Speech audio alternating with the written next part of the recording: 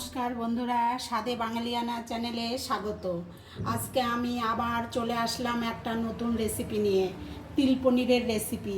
দেখুন, এটা একদম নতুনত্ব রেসিপি, দেখতে কত সুন্দর হয়েছে। চলুন যাই দেখে নিই এটা আমি কি করে বানাই। তিল পনির বানানোর জন্য এখানে একটা কড়াই বসিয়ে দিয়েছি, তিলটাকে ভেজে নেব। এখানে 3 চামচ তিল আছে, এটা এখন আমি এরকম হালকা করে ভেজে নেব, খুব বেশি ভাজবো না, বেশি ভাজলে তিতা হয়ে যাবে। গ্যাসটা অফ করে দেব। আমার তিলটা ভাজা হয়ে গেছে, তিলটা আমার ঠান্ডা হয়ে গেছে।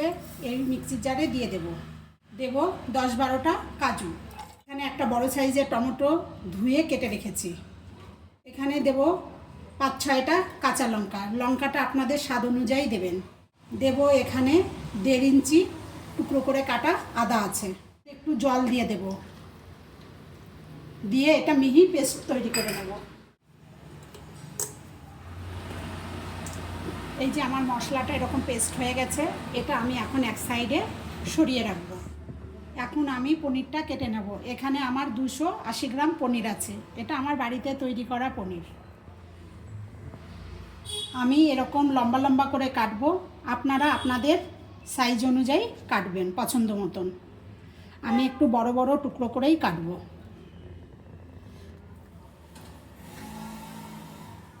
এরকম একটু বড় বড় করে কাটলে দেখতে সুন্দর লাগবে। এই যে আমার সব পনিরটা কাটা হয়ে গেল। আমি এখানে 2.5 কাপ দুধ নিয়ে নিয়েছি গ্রেভির জন্য। মেশাবো 3 চামচ পাউডার দুধ। এটা আমি ভালো করে এরকম মিলিয়ে নেব। এই যে আমার দুধটা গোলানো হয়ে গেছে, এটা উষ্ণ গরম দুধ নিয়েই পাউডারটা গুলতে হবে। এটা আমি সাইডে রেখে দিচ্ছি। এখানে কড়াই বসিয়ে দিচ্ছি, কড়াইটা গরম হয়ে গেছে। দিয়ে দেব একটু তেল, তেলটা গোটা কড়াইতে মাখিয়ে নেব। দিয়ে দেব একটু লবণ তেলটার মধ্যে, তেলের মধ্যে একটু লবণ দিয়ে পনির ভাজলে পনিরটা লেগে যায় না নিচে। এখন এর মধ্যে একে একে পনিরগুলো দিয়ে দেবো।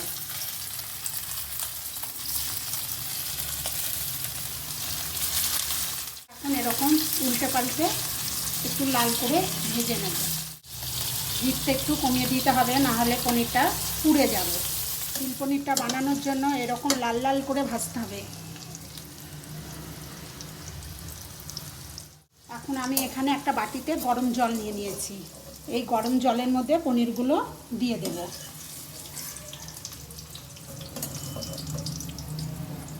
পনিরগুলো গরম জলে দিলে পনিরগুলো একদম নরম তুলতুলো থাকবে। ওই তেলের মধ্যেই দিয়ে দেব আরও একটু তেল। তেলটা গরম হয়ে গেছে, এখানে গোটা গরম মশলা কিছু নিয়ে নিয়েছি।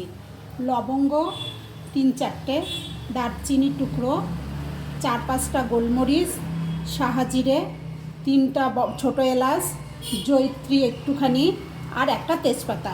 এটা এখন আমি তেলে দিয়ে দেব। এটার একটা সুন্দর গন্ধ আসা অবধি আমি ভেজে নেব। পেস্ট করে রাখছিলাম মশলাটা, সেই মশলাটা দিয়ে দেবো। এটা এখন তেলের সঙ্গে ভালো করে ভেজে নেব।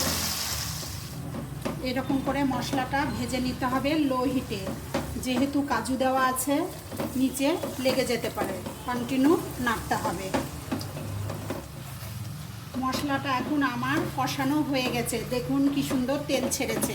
এখন আমি ড্রাই উপকরণগুলো দিয়ে দেব। এখন দিয়ে দেব পরিমাণ মতন লবণ, যেহেতু পনির ভাজার সময় লবণ দিয়েছি। দিয়ে দেব এটা কাশ্মীরি লঙ্কার গুঁড়ো, একটা কালারের জন্য, কেননা আমি এটাতে হলুদ ইউজ করব না।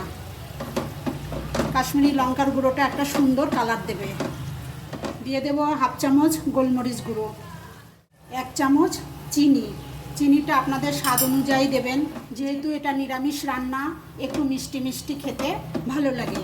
এটা আপনারা যদি কেউ মনে করেন দেবেন না, না দিলেও পারেন। এরকম করে এটা ভেজে নিতে হবে ভালো করে।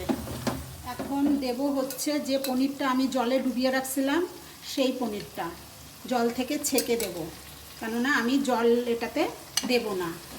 আর এটাতে কোনো গুঁড়ো মশলা, ধনে, জিরে এগুলো আমি ইউজ করব না।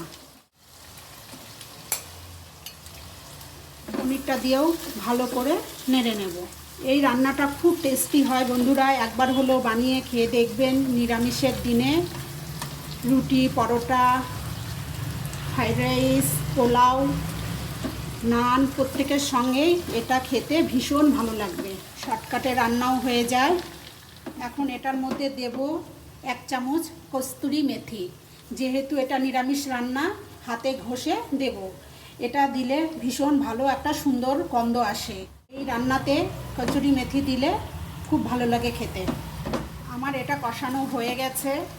যে দুধটা আমি পাউডার দুধ দিয়ে গুলে রেখে দিয়েছিলাম দেব সেই দুধটা এখন ঢেলে। এখন এইরকম করে আমি নেড়ে দেব। তারপরে এটা আমি কিছুক্ষণ ফুটতে দেব। এই যে তিল পনিরটা এখন আমার এইরকম হয়ে গেছে। এর মধ্যে আরও কিছু জিনিস এখন আমি দেব।